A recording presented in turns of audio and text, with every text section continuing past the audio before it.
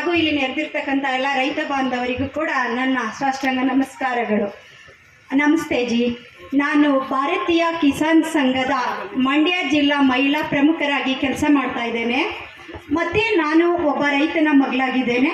ನಾನು ಕೂಡ ರೈತ ಮಹಿಳೆ ಆಗಿ ಗುರುತಿಸ್ಕೊಂಡಿದ್ದೇನೆ ಈ ಸಮಾಜದಲ್ಲಿ. ಕಿಸಾನ್ ಸಂಘ ಮಹಿಳಾ ಕಿಸಾನ್ ಸಂಖ್ಯೆ ಮಿಷಿನನ್ನು ಪರ್ಚೇಸ್ ಮಾಡಿದ್ದೇನೆ. ಅಲ್ಲಿ ನನಗೆ 50% ಸಬ್ಸಿಡಿ ಸಿಕ್ಕಿದೆ.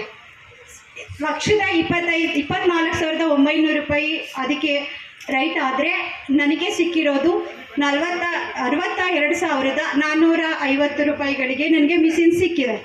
ಅದರಿಂದ ರೈತರಿಗೆ ತುಂಬ ಉಪಯೋಗ ಕೂಡ ಆಗಿದೆ.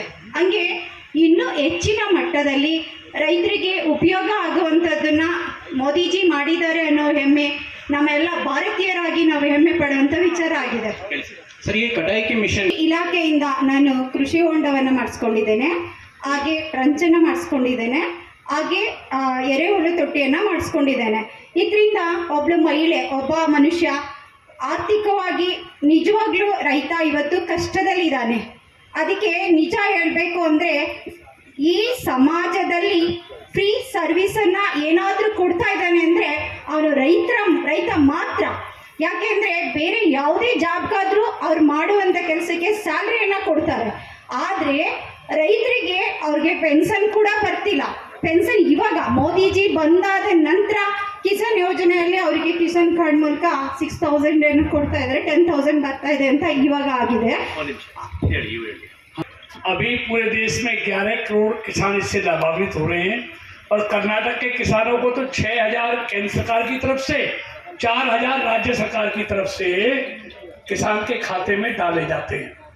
और एक नहीं, कृषि यंत्र हो, उपकरण हो, तालाब हो, मत्स्य पालन हो, इस सब पर मोदी सरकार का फोकस है और किसानों के हित मोदी जी के लिए बहुत सर्वोपरि हैं. उनकी आमदनी वो बढ़ाना चाहते हैं, इसलिए सारे काम वो कर रहे हैं. ಲಾಸ್ಟ್ ಕ್ವಶನ್ ಅಂತ ಅನ್ಕೋತೀನಿ. ಯಾಕೆ ಅಂತಂದರೆ ನಿಜವಾಗ್ಲೂ ಫ್ರೀ ಸರ್ವಿಸ್ ಕೊಡ್ತಿರೋನು ಅವನ ಸ್ವಂತ ಬಂಡವಾಳವನ್ನು ಭೂಮಿಯಲ್ಲಿ ಹೂಡಿ ಅವನಿಗೆ ಏನು ಒಂದೇ ರೂಪಾಯಿ ಕೂಡ ಲಾಭ ಸಿಗ್ತಾ ಇಲ್ಲ. ನಾವು ಭತ್ತವನ್ನು ಬೆಳೆದು ಪ್ರತಿಯೊಂದು ಜೀವರಾಶಿಯನ್ನು ಸಲುತ್ತಾ ಇರುವಂಥ ಒಂದು ವ್ಯಕ್ತಿ ಅಂದರೆ ರೈತ ಮಾತ್ರ. ಬೇರೆ ಯಾವುದರಿಂದನೂ ಯಾವ ಟೆಕ್ನಾಲಜಿಯಿಂದನೂ ನಾವು ಆಹಾರನ ಉತ್ಪಾದಿಸಕ್ಕೆ ಸಾಧ್ಯ ಇಲ್ಲ.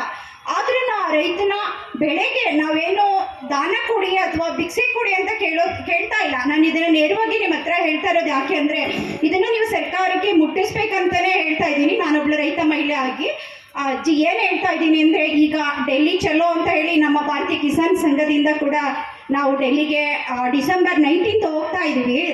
ದೇಶಾದ್ಯಂತ ಒಂದು ಸ್ಟ್ರೈಕ್ ಕೂಡ ಮಾಡೋರಿದ್ದೀವಿ. ವೈಜ್ಞಾನಿಕವಾದಂಥ ಬೆಲೆಯನ್ನು ನಮ್ಮ ರೈತರಿಗೆ ಕೊಟ್ಟರೆ ಸಾಕು.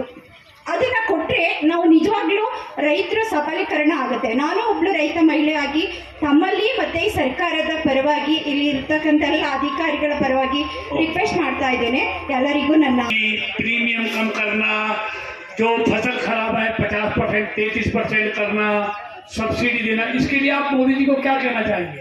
ಅದಕ್ಕೆ ನಾನು ಮೋದಿಶಿದ ಒಬ್ಬ ರಾಜನ ಅಂತ ಹೇಳಿ ಅವ್ರಿಗೆ ನನ್ನ ಸಾಷ್ಟಾಂಗ ನಮಸ್ಕಾರಗಳನ್ನ ಮಾಡ್ತಾ ಇದ್ದೇನೆ.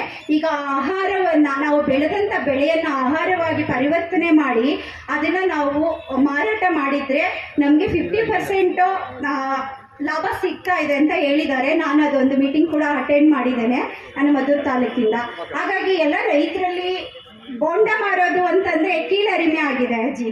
ಆದರೆ ಬೋಂಡ ಮಾರೋದು ಲಾಭದಾಯಕವಾಗಿ ನಾವು ರೈತರು ಹೇಗೆ ಮಾಡ್ಕೋಬೇಕು ಅನ್ನೋ ನಿಟ್ಟಲ್ಲಿ ಇಲಾಖೆ ಅಧಿಕಾರಿಗಳಾಗಿರ್ಬೋದು, ತಮ್ಮ ಸರ್ಕಾರ ಆಗಿರ್ಬೋದು, ಅತಿ ಹೆಚ್ಚಿನ ತರಬೇತಿಗಳನ್ನು ಕೊಟ್ಟರೆ ನಮ್ಮ ರೈತರಿಗೆ ಉಪಯೋಗ ಆಗುತ್ತೆ. ಲೋನ್ ಕೊಡ್ತಾ ಇದ್ದಾರೆ, ಅದು ನನಗೆ ಗೊತ್ತಿದೆ. 40 lakhsವರೆಗೂ ಕೂಡ ನಾವು ಒಬ್ಬ ಸಾಮಾನ್ಯ ಮಹಿಳೆ ಆಗಿ ತಗೋಬೋದು ಅಂತ ಅನ್ನೋದನ್ನು ನಾನು ಮೊನ್ನೆ ತಿಳ್ಕೊಂಡಿದ್ದೀನಿ.